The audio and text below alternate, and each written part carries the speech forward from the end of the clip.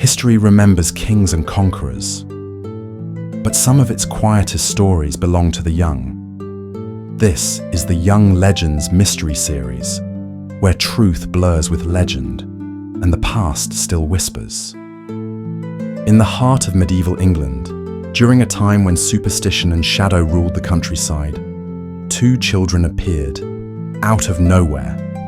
They were young, they were frightened, and their skin was green. They spoke no known language. They wore clothing no one recognized, and the story they would later tell has baffled historians for nearly 900 years. This is not a legend. It's a documented event, one of the strangest unsolved mysteries in all of recorded history. Today, on Forgotten Youth Mysteries, we explore the haunting case of the Green Children of Woolpit and ask a question no one has been able to answer.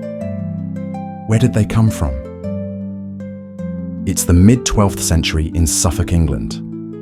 The village of Woolpit is named for its dangerous wolf-trapping pits, deep holes dug into the earth to protect the town's sheep from predators. The villagers here are farmers, bakers, tradesmen. Life is hard, but predictable. It's during harvest season, under a grey English sky, that the ordinary is shattered. A group of labourers, scythes in hand, pause as they notice something, or someone, near one of the wolf pits. Not one figure, two. Children, a boy and a girl, thin, pale, wearing strange garments woven from a material no one can place. But most startling of all, their skin has a greenish hue. They do not speak English, or Latin, or any local tongue, and their eyes seem wide with terror. The villagers are stunned. Some cross themselves in fear. Others whisper of omens or curses. At first, the children refuse all food. They flinch at bread and meat. They turn away from water. But when someone offers raw, broad beans, still in the pod, their eyes light up. They tear them open and devour them hungrily. It's the only thing they'll eat for days. Eventually, they are taken into the care of Sir Richard de Calne, a local landowner who brings them to his manor. There, they're kept safe and fed. But the boy grows weak, he grows pale, even greener, they say. His health declines rapidly, and shortly after he's baptized, he dies. The girl mourns. She cries in a language no one can understand, and now she is alone.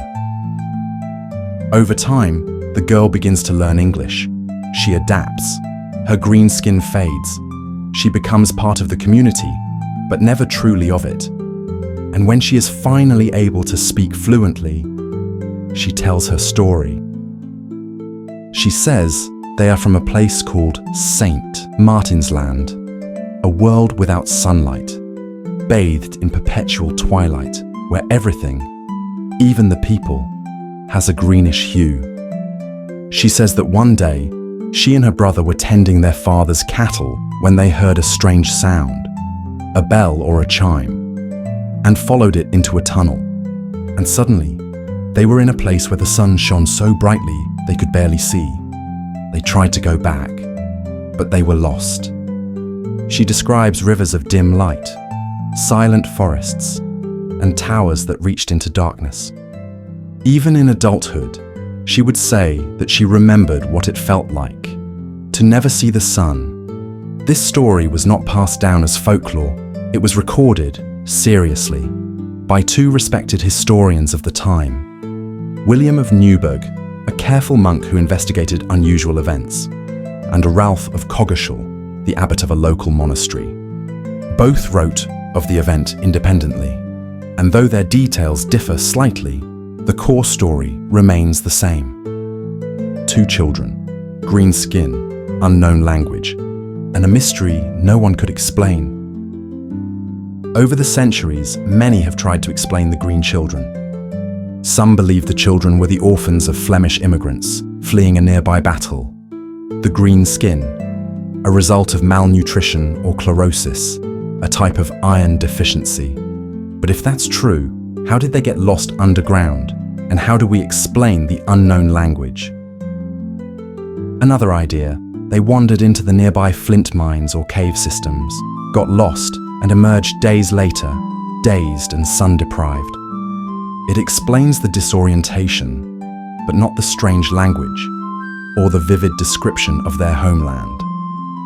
And then there's the theory whispered in pubs and passed down in old books, that the children came from another world, the land of the Fae, or a parallel realm accessible through caves, bells, or thin places in the earth. That they were not human in the way we know. But if it was folklore, why were their lives so well documented by men who valued truth? The girl, who is never named in the earliest records, reportedly lived out her life in Woolpit. She eventually took the name Agnes. Some say she worked in the service of the king. Others claim she married a royal official in nearby Norfolk. But wherever she went, she never changed her story. She would tell people, even in her old age, "I remember the land where the sun never rose. I remember the bells. I remember my brother." Nearly 9 centuries have passed since the Green Children of Woolpit appeared in that English field. And still, we have no proof of where they came from. No bones, no clothing, no other stories like theirs. Just the words of one girl and the ink of 2 men who believed her enough to write it down. Some say they were sick, some say they were lost, and some say they never truly belonged to our world at all.